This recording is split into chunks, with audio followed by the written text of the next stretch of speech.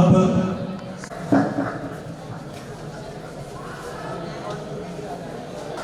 IITian Shiv Chaitanya ji का माल्यार्पण का स्वागत करें।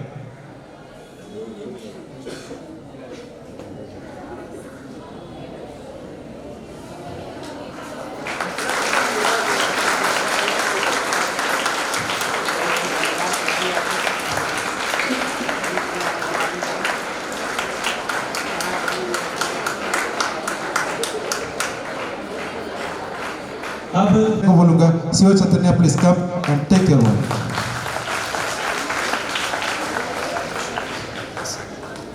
Hello everybody. First of all, a very good morning to all the respected dignitaries who are attending this program, and also to all the students of Prestige Inter College. They were here. Before I begin, I want to thank Shivakumar Kushwaha sir for attending, for organizing this whole session, and also inviting me to giving me this valuable opportunity of interacting with all the students over here today. Let me introduce myself. My name is Shiva Chaitanya. I'm an alumni of IIT Bombay. I did my BTech in electrical engineering and MTech in communications and signal processing from IIT Bombay. So I want to talk, let me divide my talk into two parts. In the first part, I want to talk about some basic career objectives or career orientation to the high school students. And in the second part, I'll talk slightly about the study related aspects of how student, if he is aspiring for JEE Mains and JEE Advanced, what should the study approach be? So the first topic that I want to take up is what can an IIT offer to a student? So because you will be working very hard to enter into the IITs, or it might be your dream. So I just wanted to let the students know what you can expect from the IIT, because I've been in IIT Bombay for about 5 years, and in that time I've seen IIT Bombay from very close quarters, interacting with many people. And also, I've also been to IIT Madras and IIT Delhi. So I have a slight idea about what impact can an IIT have over the professional life of the students. So this is all coming from my honest observation and experience. So the first point that I want to say is about the academic infrastructure that is present in the IITs. The IITs are known for their course curriculum, the course structure. The courses are very well designed by the professors. So everybody will be involved in it. The kind of infrastructure, the kind of resources that you will be getting once you clear the IIT will have a huge impact on your academic career, and it will evolve you in the layers that you cannot even imagine right now. And the second thing is the access to research exposure. The professors who are in the IITs are very well experienced. They have done the research from the PhDs from leading universities across the world like MIT, Stanford, etc. So, and they'll also be collaborating with many professors who are in the reputed institutes across the world. So imagine the kind of research exposure that a student gets right from a very young age, right at the beginning of the professional education. The third thing is the kind of placement setup that is there in the IITs. A lot of high-paying tech companies will be coming to the placements, and they'll be recruiting the students once after they complete their graduation. And the fourth thing is access to people and the campus ecosystem. There will be around 7,000 to 8,000 people living in the campus, your seniors, juniors, or people from different disciplines, degrees, all of them will be present there. Imagine the kind of networking that you can have by entering into the IIT. And also the final thing is the extracurricular space that the IITs can offer. Access to all the, you can pursue your own passion, whatever the passion that you are having, apart from the academics. The reason that I want to highlight these 5 points is so that you will be inspired to work hard right from this very stage. So that if you enter into the IIT, you can imagine what kind of an impact that you will be having, the kind of growth in your career and your professional lives is going to be in the future. Now in the second part, what I want to cover is, say for example, if you are currently in your 9th, 10th, 11th or 12th standard, how should your approach be if you want to clear the JEE Mains and JEE Advanced? For this I have taken up about 7 pointers. The first, let me just quickly iterate, because as sir was saying, the time is really very low. So the first is, before you begin any exam, if you are aspiring to clear this exam, first you need to master the syllabus of the exam. So identify what are the topics that are there. You have to sit down, analyze the syllabus, the whole of the syllabus. Because syllabus is like the roadmap. It gives you the direction as to how should you be approaching the exam. And the second thing is, this is the most crucial part, you need to analyze the previous year's question papers. At least past 5 years of previous year question papers have to be analyzed so that you will know what is the level of the exam. Say for example, like for JEE mains, the level of questions are different. For JEE advanced, the questions are again different. So you need to understand what is the level, and so that you will know what kind of preparation level should you be attempting. And the third thing, this is what most people ignore, you need to master your foundation or the fundamentals, the basics. See, to build any building, the foundation has to be strong. So unless you have a strong foundation, it will be very difficult for you to master the advanced concepts. So foundation, the fundamentals has to be done very thoroughly. You have to refer to your NCERT books. And this is what I observe that, see, in your 11th and 12th, you should also be managing your academic curriculum, and also then you should also be appearing for the entrance exam. So you have to plan the time management accordingly so that you will be doing both of them simultaneously. So the foundation, the fundamentals have to be dealt very thoroughly in your school, and then you have to build your advanced concepts.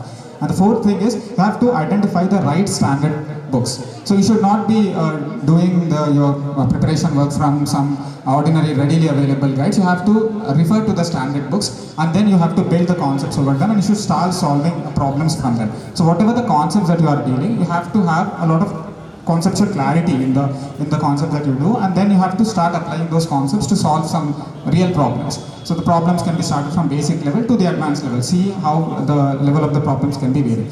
And after doing all of this, you have to consolidate whatever the concepts that you're learning, the problems that you're solving, learn from the mistakes after you practice the test. All of this has to be consolidated, and the revision has to be scheduled.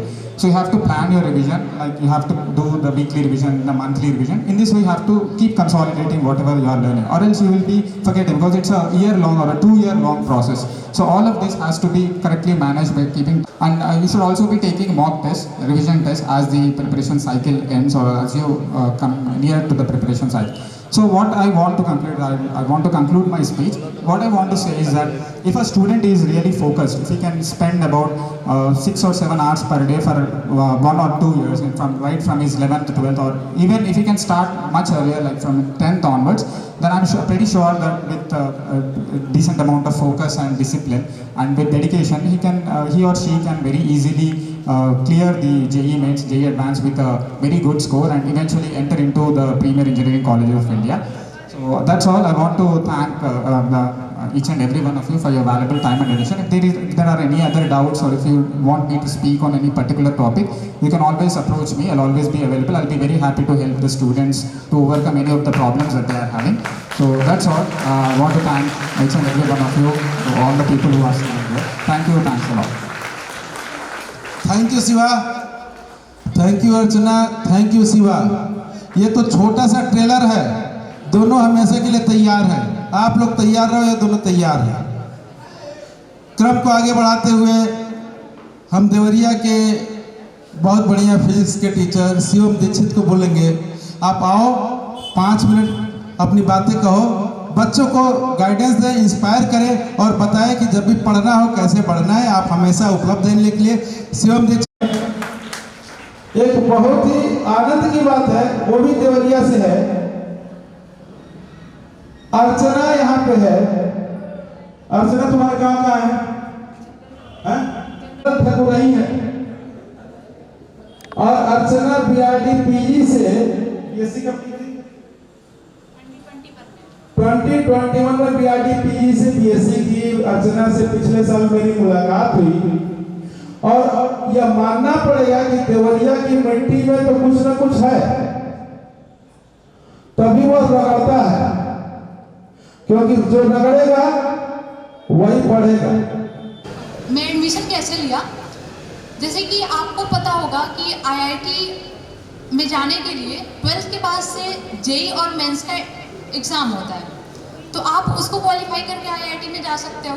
लेकिन at the time जब मैं 12th में थी, तो मुझे कोई idea नहीं था कि ये कोई आईआईटी जेईई या फिर इस टाइप का कुछ एग्ज़ाम होता है जिससे मैं आईआईटी में जा सकती हूँ। लेकिन जैसे ही मैंने ग्रेजुएशन कंप्लीट किया, ग्रेजुएशन में थी मैं एक्चुअली, तो उस टाइम पे मुझे पता चला कि आईआईटी जैम एग्ज़ाम होता है। Full form is Indian Institute of Technology Joint Admission Test for Masters. तो मैंने इसकी प्रिपरेशन शुरू कर दी और ऑब्वियसली जब मैं अपने ग्रेजुएशन के सेकेंड ईयर में थी तो आईआईटी में जाना मेरा गोल बन चुका था। मैंने जैसे कि ऐसा था मेरे साथ कि मुझे एमएससी करनी है और पीएचडी करनी है, ओके। तो एमएससी किसी अच्छे जगह से करूं ताकि मेरा कॉन्सेप्ट जो है मैथमेटिक्स में और क्लियर हो सके। तो उसके लिए मैंने ऐसे गूगल सर्च करा। गूगल सर्च करने पे मुझे आईआईटी जैम देखा, फुल फॉर्म मैंने बता दिया आपको। तो मैंने इसकी प्रिपरेशन शुरू कर दी और बीएससी सेकेंड ईयर में थी तब से मैं प्रिपरेशन इसकी कर रही थी और फाइनल में जाते जाते मैंने इसको क्वालिफाई कर लिया। मेरा जो AIR था वो 178 था। सो दैट्स वाई मुझे IIT दिल्ली मिल गई और IIT दिल्ली ही मेरा ड्रीम था। ऐसे मैं जब प्रिपरेशन करती थी तो IIT दिल्ली और सेकंड प्रेफरेंस था मेरा IIT कानपुर। मतलब फर्स्ट जो मेरा ड्रीम था वो IIT में जाना था और वो भी IIT दिल्ली में। और IIT दिल्ली में मेरा सिलेक्शन नहीं होता तो कोई बात नहीं, मैं IIT कानपुर के लिए रेडी थी, लेकिन मुझे फाइनली किसी न किसी IIT में ही जाना था, ओके। सो गाइस, मुझे लगता है कि आप लोग 12th के स्टूडेंट्स होंगे, है ना? 12th, ओके, कोई बात नहीं। सो गाइस, आप जिस भी फील्ड में जाना चाहते हो, ठीक है, तो उसके लिए मैं कुछ स्टेप्स ऐसे बताऊंगी आपको जिससे आपको अपने गोल को अचीव करने में इजीली आप अपने गोल को अचीव कर पाएँ, ठीक है। कुछ स्टेप्स बताऊंगी। ऐसा नहीं कि मैंने IIT क्वालिफाई करा है तो मैं सिर्फ IIT के बारे में आपको बता रही हूँ कि IIT में ये वो, ऐसा कुछ नहीं है, ठीक है। IIT भी एक कॉलेज है, लेकिन हाँ, वहाँ पे स्टडी जिस तरीके से कराई जाती है वो उनका लेवल होता है और काफ़ी अच्छी स्टडी दी जाती है कि वहाँ पे बच्चों का जो लेवल होता है वो इन्हेंस हो जाता है, ओके। सो इतने सारे स्टूडेंट हैं यहाँ पे, सबके गोल्स अलग अलग होंगे, ओके। सो सबको सभी ये सोच रहे होंगे कि मुझे अपने लाइफ में ये करना है और मैं उसको अचीव करना चाहता हूँ, ओके। तो कुछ ऐसे स्टेप्स जो आप फॉलो करके अपने गोल तक पहुँच सकते हैं, जो कि मैंने अपनी लाइफ से ऑब्जर्व करा है, तो मैं वो आपके साथ डिस्कस करना चाहूँगी, ओके। चाहे वो IIT जैम का हो एग्ज़ाम या फिर किसी तरीके का कॉम्पिटिटिव एग्ज़ाम हो, IAS PCS, तो आप फॉलो कर सकते हो, ओके। So let's start. तो पहला पॉइंट यही आता है कि आपको डिसाइड करना होगा कि आपका इंटरेस्ट फील्ड क्या है। सबसे इम्पॉर्टेंट चीज़ होती है ये। जब आपको पता होगा कि आप किस में इंटरेस्टेड हो, तो जब आप प्रोसीड करोगे आगे, तो आगे आपको जितनी भी सर्कमस्टेंसेस मिलेंगी आप उनको फेस करने की कैपेसिटी रखोगे, क्योंकि वो आपने अपना इंटरेस्ट फील्ड चूज करा है, ओके। और यदि आपका जिसमें इंटरेस्ट नहीं होता है, कई बार होता है कि पेरेंट्स ऐसे बोलते हैं कि बेटा ये कर लो, ये कर लो, ये अच्छा होगा, तो फिर आप उनको कन्विंस करिए कि आपका इंटरेस्ट फील्ड क्या है। जैसे मैं अपना एग्जांपल लूँ तो मैथमेटिक्स में मेरा स्टार्टिंग से इंटरेस्ट था, तो मैंने इसको चूज़ करा और अभी मैं MSc इसी से कर रही हूँ और PhD भी इसी में करना है मुझे। तो first of all you have to decide what is your interest field, okay. Now second is कि चलो भाई इंटरेस्ट फील्ड आपका मिल गया, आपको ऑफिसर्स बनना है, गवर्नमेंट जॉब में जाना है या फिर IIT जैम कोई भी कॉम्पिटिटिव एग्जाम देना है, ओके। इंटरेस्ट फील्ड बनने के साथ आपको ये चाहिए कि आप इसका डायरेक्शन डिसाइड करें, ठीक है। तो दूसरा पॉइंट होता है कि आप अपना डायरेक्शन डिसाइड करो और उसको पेन और पेपर लेके राइट करो कि मुझे कौन से। तो दूसरी बात हो गई कि आपको अपना डायरेक्शन रफली डिसाइड करना है, क्योंकि जैसे जैसे आप फ्यूचर में आगे बढ़ोगे तो उस टाइम पे आपको अपने गोल्स को, मतलब गोल्स को नहीं, प्लानिंग को थोड़ा सा चेंज करना पड़ेगा, ओके। नाउ अब सबसे इम्पोर्टेंट, चलो भाई इंटरेस्ट फील्ड बन गया, आपने डायरेक्शन डिसाइड कर लिया, अब सबसे इम्पोर्टेंट बात आती है कि आप हार्डवर्क करना शुरू करें, ठीक है। यहाँ से आपके गोल पाने का जो एक्चुअल फैक्टर है यही है कि आप कितना हार्डवर्क करते हो, ठीक है। तो हार्डवर्क आप करते रहो और साथ ही साथ आपको भी पता है कि इस टाइम पे सिर्फ हार्डवर्क करना सफिशिएंट नहीं है। आपको चाहिए कि हार्डवर्क के साथ साथ स्मार्ट वर्क भी करते रहो, ठीक है। तो हाँ, मैंने इसको क्या करा कि हार्डवर्क और स्मार्ट वर्क दोनों एडअप है और दोनों को साथ में आपको लेके चलना पड़ेगा, ओके। तो इसको मैंने दो पार्ट में डिवाइड करा है। एक तो कुछ पॉजिटिव फैक्टर्स हैं और कुछ नेगेटिव फैक्टर्स हैं। अब पॉजिटिव फैक्टर्स में क्या क्या है कि पहले आपको टाइम टेबल बना के चलना चाहिए। कई बार स्टूडेंट ऐसा करते हैं, मे बी कि वो शायद मूडी स्टूडेंट हो, लेकिन मेरा मानना ये है कि आपको अपना टाइम टेबल बना के चलना चाहिए। आप सोने से पहले बनाओ या फिर जागने के बाद, सुबह आप जितने बजे उठते हो आप बना लो। लेकिन मेरा क्या था, मैं अपना टाइम टेबल सोने के पहले बना लेती थी कि मुझे कल क्या क्या चीज़ें करनी है, ओके। क्योंकि वो आपके पास टाइम टेबल आपका रहेगा तो ये माइंड में रहेगा कि चलो यार ये तो टाइम मेरा फिक्स है, मुझे ये इस टाइम पे ये चीज़ करनी है। और यदि आप टाइम टेबल नहीं बनाते हो तो इसके क्या क्या लॉस हैं। जब आप टाइम टेबल बना के नहीं चलते हो तो आप किसी भी टाइम पे रैंडमली कुछ भी कर रहे होते हो, वो परफेक्ट नहीं है। और जब आपके पास टाइम टेबल है तो आप अंदर से इंगेज फील करोगे कि हाँ मुझे ये टाइम पे ये चीज़ करनी है, ओके। सो टाइम टेबल आपको बना के चलना चाहिए। इवन आप किसी कॉम्पिटिटिव एग्जाम की प्रिपरेशन कर रहे हो या फिर किसी भी गवर्नमेंट जॉब की प्रिपरेशन कर रहे हो तो आपको टाइम टेबल बना के चलना चाहिए, ओके ओके। तो टाइम टेबल बनाने के बाद से आपको कंसिस्टेंसी मेंटेन करनी चाहिए। सो गाइस, बिस्किट खाने के चक्कर में हैप्पीनेस है फेस पे, ओके कूल, अच्छी बात है। बट यदि लग रहा हो कि मैं कुछ इंपॉर्टेंट बात बता रही हूँ तो प्लीज लिसन दिस, ओके। हाँ, तो टाइम टेबल बनाने के बाद आप कंसिस्टेंसी मेंटेन करें। कंसिस्टेंसी सबसे इंपॉर्टेंट होती है। कंसिस्टेंसी आप मेंटेन नहीं करते हो तो उस केस में क्या होता है कि आप चीज़ों को पढ़ लिया एक बारी तो आप भूल जाते हो, फिर से आपको उसको शुरू से शुरू करना पड़ता है, आपको रिवीजन करना पड़ता है, ठीक है। और जैसे ही आप कंसिस्टेंसी मेंटेन किए हो अपने स्टडी में तो उस केस में क्या होगा कि आपको जैसे जैसे टाइम बीतता जाएगा आपको अपने अंदर कुछ डेवलपमेंट नजर आएगा कि हाँ मैंने ये सीख लिया, अभी मैं ये क्वेश्चन सॉल्व कर पा रही हूँ या फिर ये चीज़ें मेरे माइंड में हैं, ओके। तो कंसिस्टेंसी सबसे इम्पॉर्टेंट चीज़ होती है, ठीक है। हाँ, और सबसे इम्पॉर्टेंट बात ये होती है कि आपने जो अपने गोल के बारे में सोचा वो यस होता है कि आप जो भी काम कर रहे हो उसमें कंटिन्यूटी रखो। कंटिन्यूटी भी बताओ